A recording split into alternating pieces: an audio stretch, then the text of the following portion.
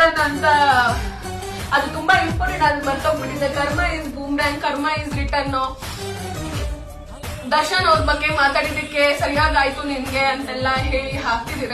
ನಮ್ಗೆ ತಪ್ಪಪ್ಪ ನಾವು ಮಾತಾಡಿದ್ದು ಅಂತ ನನಗೂ ರಿಯಲೈಸೇಷನ್ ಆಗಿದೆ. ಕರಿಯಾ ಮೂವಿ ನನಗ್ ಫೇವ್ರೇಟ್.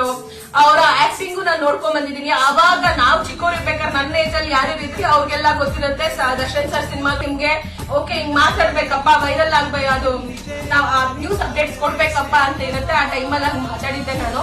ಅದಾದ್ಮೇಲೆ ನಾನು ಅವರು ಒಬ್ಬರ ಬೆಳವಣಿಗೆ, ನನ್ನ ಬೆಳವಣಿಗೆಯನ್ನ ಬೇರೆಯವ್ರು ಹೇಗ್ ಮಾತಾಡಿ ನನ್ ಬಗ್ಗೆ ಅದೇ ನನ್ನ ಬೆಳವಣಿಗೆ ಬಗ್ಗೆ ಅವರು ಅಷ್ಟೊಂದು ಕೇವಲವಾಗಿ ಮಾತಾಡ್ತಿರ್ಬೇಕಾದ್ರೆ ಸೊ ನಾನ್ ಇನ್ನೊಬ್ರು ಬೆಳವಣಿಗೆಯನ್ನ ಜಡ್ಜ್ ಮಾಡಿದ್ದು, ನಾನ್ ಮಾತಾಡಿದ್ದು ಎಷ್ಟು ಸರಿ ಅಂತ ಹೇಳಿ ನನಗೂ ರಿಯಲೈಸೇಷನ್ ಆಗಿದೆ.